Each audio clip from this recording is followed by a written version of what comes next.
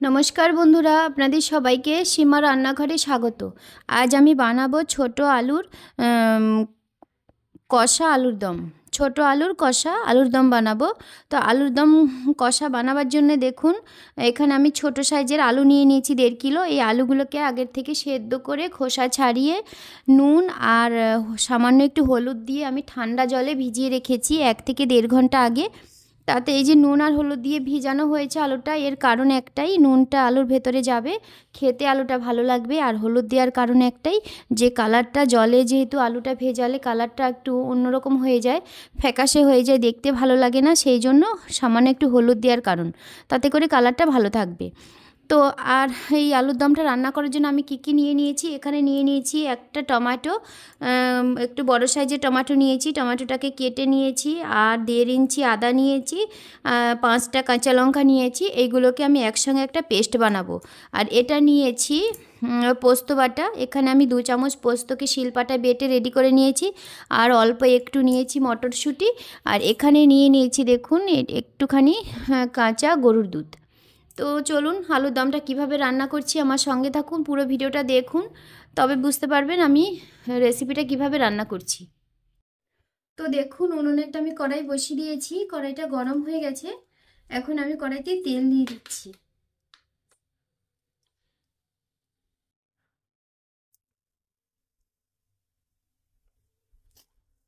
তো কড়াইতে আমি 3-4 চামচ পরিমাণ তেল দিয়েছি। তেলটা গরম হচ্ছে। তো তেলটা গরম হয়ে গেছে, এখন আমি দিয়ে দিচ্ছি ওই যে সেদ্ধ করে রেখেছিলাম আলুগুলোকে আমি জল ঝরিয়ে নিয়েছি।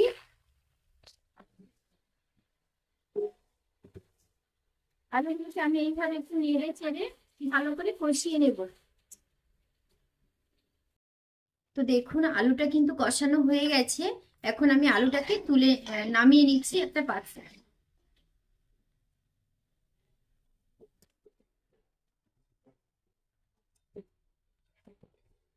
তো দেখুন আলুগুলো সমস্ত আমি তুলে নিয়েছি কড়াই থেকে।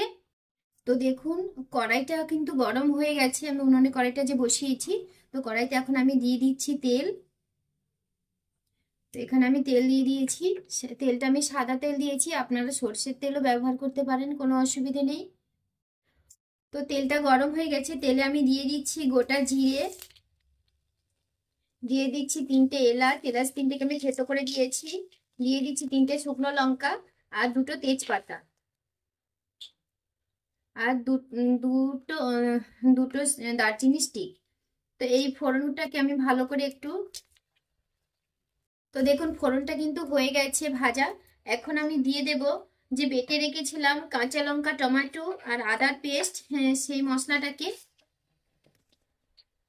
তো পুরো মশলাটা আমি দিয়ে দিয়েছি। এখন আমি গ্যাসের ফ্লেমটা বাড়িয়ে দিয়ে মশলাটাকে একটু নেড়ে চেড়ে কষিয়ে নেবো, যে ততক্ষণ কষাবো যতক্ষণ না কাঁচা লঙ্কা, টমেটো আর আদার যে কাঁচা গন্ধটা আছে, গন্ধটা যাচ্ছে, ততক্ষণ আমি মশলাটাকে তেলে এইভাবে কষিয়ে নেব। তো দেখুন মশলাটা কিন্তু কষানো প্রায় হয়ে এসেছে। পুরো একদম সম্পূর্ণ ভালো করে কষিয়ে নেওয়া যাবে না, অল্প একটু কষিয়ে জলটা, যাতে কাঁচা জল ভাবটা যে আছে সেই জলটা চলে গেলেই হবে। তো এই অবস্থাতে আমি এখন দিয়ে দেবো জিরের গুঁড়ো। তো এখানে আমি জিরের গুঁড়োটা দিয়ে দিয়েছি, দিয়ে দিচ্ছি ধনের গুঁড়ো। তো ধনের গুঁড়ো দিয়েছি ছোট চামচের 1.5 চামচ পরিমাণ। আর দিয়ে দিচ্ছি আমি কালারের জন্য কাশ্মীরি লঙ্কার গুঁড়ো। ঝালের জন্য আমি কাঁচা লঙ্কাটা ব্যবহার করেছি, আর কালারের জন্য আমি কাশ্মীরি লঙ্কার গুঁড়োটা ব্যবহার করছি। তো দেখো সমস্ত রকম মশলাগুলো কিন্তু দেওয়া হয়ে গেছে। এখন আমি দিয়ে দেব হলুদের গুঁড়ো। হলুদের গুঁড়োটা দিয়ে আমি একটু নেড়ে চেড়ে ভালো করে কষিয়ে নিচ্ছি। আর দিয়ে দিচ্ছি স্বাদ মতো নুন। তো এখানে আমি 2 চামচ মাঝারি সাইজের চামচের 2 চামচ নুন দিয়েছি। তো এই সমস্ত মশলা দিয়ে আমি মশলাটাকে ভালো করে কষিয়ে নিচ্ছি। তো দেখুন মশলাটা কিন্তু কষানো হয়ে গেছে। এখন আমি দিয়ে দিচ্ছি বেটে রেখেছিলাম পোস্ত, সেই পোস্তটাকে।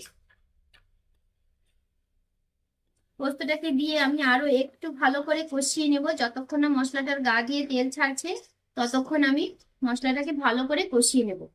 আর দেখুন মশলাটা কিন্তু কষানো হয়ে গেছে, কত সুন্দর তেল ছাড়তে শুরু করে দিয়েছে। তার মানে বুঝতে হবে যে মশলাটা কষানো হয়ে গেছে। এখন আমি দিয়ে দেব ওই যে কষিয়ে রেখেছিলাম আলু, সেই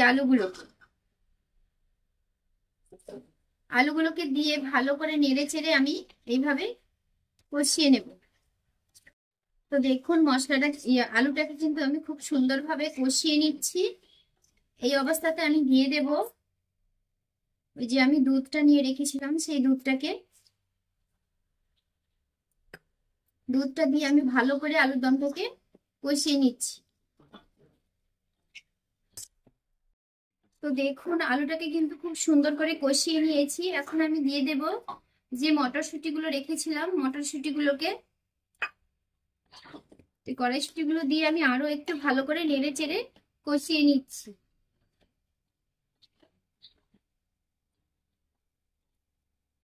তো দেখুন আলুর দমটা কিন্তু কষানো হয়ে গেছে, আর রেসিপিটা রান্নাও প্রায় হয়েই এসেছে। যেহেতু কষা আলুর দম সেই জন্য কষিয়ে কষিয়ে রান্না করতে হবে।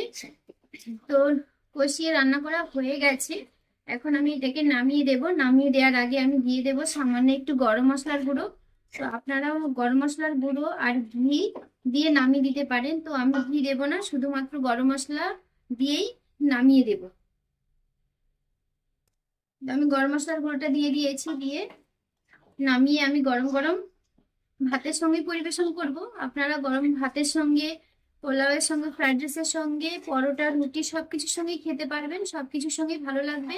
তো আমার এই রেসিপিটা আপনাদের কেমন লাগলো সেটা কমেন্ট করে জানাবেন। যদি ভালো লাগে তাহলে একটা লাইক করবেন, শেয়ার করবেন। যারা আমার চ্যানেলটা নতুন দেখছেন তারা অবশ্যই একটা সাবস্ক্রাইব করবেন, পাশে বেল আইকনটা ক্লিক করবেন, যাতে করে প্রতিদিন আমি ভিডিওগুলো ছাড়ছি সেই ভিডিওগুলো সবার প্রথমে আপনাদের কাছে পৌঁছে যায়।